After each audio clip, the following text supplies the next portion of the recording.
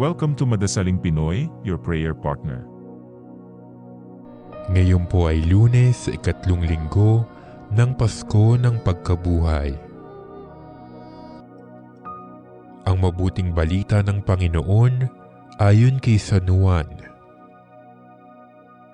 Kinabukasan, nakita ng mga taong nananatili sa ibayo ng lawa na naroon pa ang isang bangka.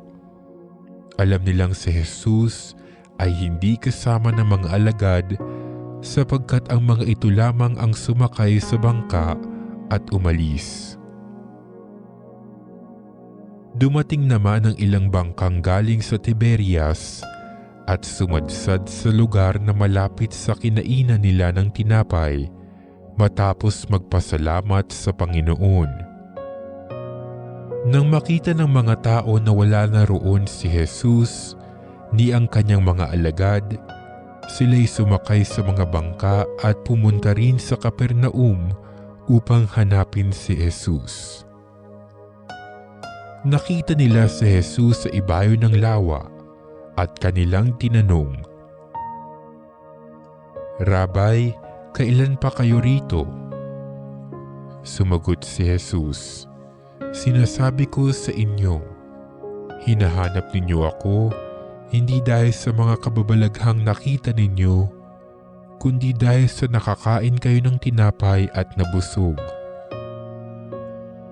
Gumawa kayo hindi upang magkaroon ng pagkaing nasisira, kundi upang magkaroon ng pagkaing hindi nasisira at nagbibigay ng buhay na walang hanggan.